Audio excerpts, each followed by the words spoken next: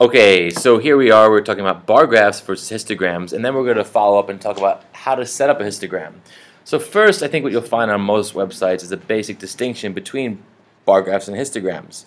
They'll say stuff like, okay, bar graphs have categories, which is mostly true. You'll have categories here on the bottom, and that's what a bar graph has. Also notice there's some space between the bars. That's typically what you'll have on a bar graph. There'll be a gap between the bars, and there'll be categories here on the bottom. Notice though the histogram is quite different. Right away you can recognize the histogram because there is no gap between each bar. And that might not be significant yet, and we'll talk a little bit about that throughout the video about why there is or is not a gap. But just know that a histogram has no gap in between each bar. Also notice down here what's happening. The histogram doesn't have categories so much as it does number ranges, right? So here, here it says 0 through 25, and this bar tells you, okay, well, how many kids were there between 0 and 25 that took this test? How many kids scored between a 0 and a 25? Well, about 100. How many scored between a 25 and a 50? Well, about 200. How many scored between a 50 and a 75? There's your highest amount, and that range right there, it's about 250. And then over here, for 75 through 100, we have about another 50 kids who scored in that range. Notice you cannot tell exactly, for example, how many kids scored an 80 or a 90 or any exact value. You can never tell that from a histogram. You can only tell about how many kids fell into each range. You can't make a statement like, oh, exactly 50 kids got 100. You don't know that. All you know is how many kids got between a 75 and 100. And that's one thing to think about. Immediately what people think about is, what about kids who got exactly a 25? Or exactly a 50. Where do you put them? Because the boundaries here, 0 through 25 and 25 through 50, if you got 25, do you get counted in both categories? The answer is no.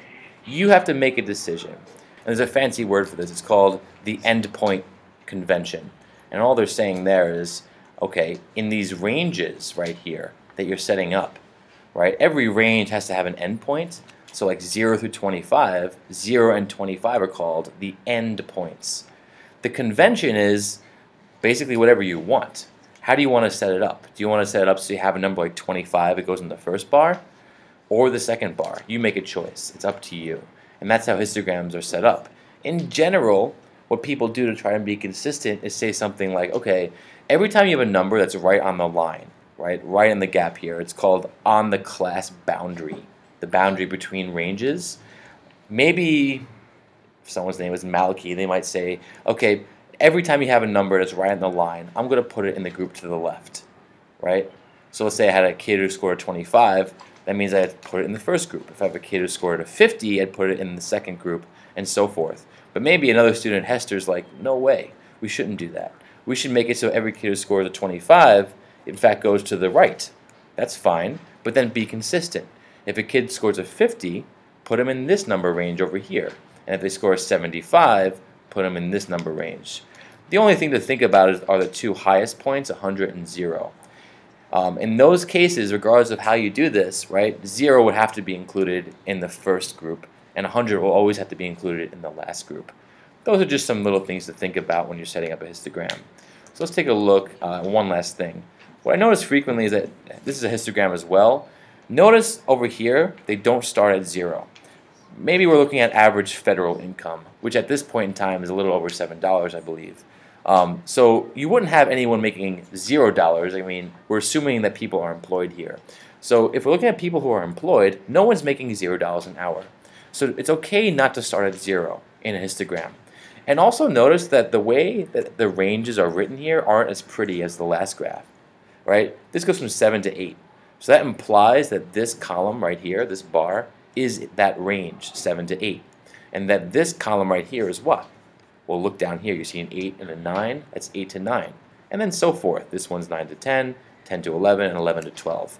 I just want to introduce that the ranges on a histogram can be written in this way. All right, one last thing to look at. Let's walk through the process of setting up a histogram. What you might be given is a group of data in a list. Probably the first thing I would do is set up a frequency table. And all I mean by that is to group them in some way so we can make a histogram. So here in this category I'll put our ranges, and oops, wrong tool. we'll put our ranges here in the first column. And we can make those up. And in fact, what's really interesting, and we're not going to get into it too much in this video, but depending on how you pick your ranges, your histograms can end up looking very, very different. Okay, in this column, I'll put the frequency. So when I do this, usually the first thing I do is I look at my data, and I say, well, what's the lowest number and the highest number? Here it looks like 0 is the lowest and 10 is the highest. So we want to pick some ranges that take this data and put it into groups. So maybe I'll go from 0, I'll make it simple. How about 0 to 5, and then 5 to 10? Is that kind of cheap? Yeah, maybe it is, but I just want to get through this quickly. So 0 through 5, let's go through it and see how many numbers we have there. We have 0, okay, there's 1. 4, that's 2. 3, 4, 5. Another one. 2 more to go. Hope I counted right there. Yeah, it's 3 more. And then, oops, now we've got 5. 5 is right on the border, so it could be in both groups. Let's make a decision. Which group should it go in? It's up to you. You just would say what you did. I'm going to choose to put it in this first group. Why? I have no reason. I just am making a choice. I don't want it to pop up in both groups. So 5, we're going to have it be included in this first range right here. So there we go.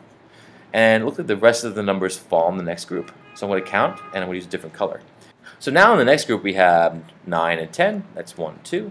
And then 6, 6, 6, 6.5, 7, and 8. So that's 1, 2, 3, 4, 5, 6 more. 1, 2, 3, 4, 5, 6.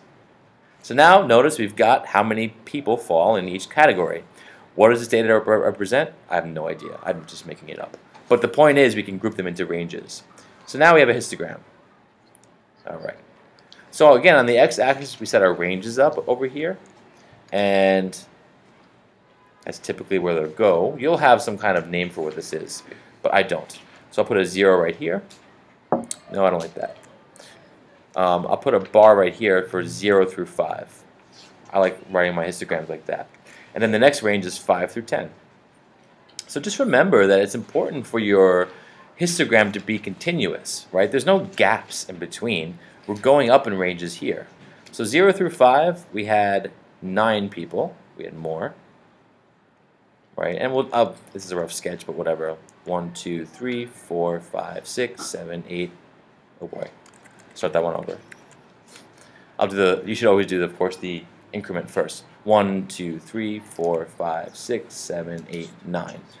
You'll have graph paper for this, I'm sure, and you can be more accurate. So 0 through 5, there were 9 students. But what about 5 through 10? Well, there were only 8.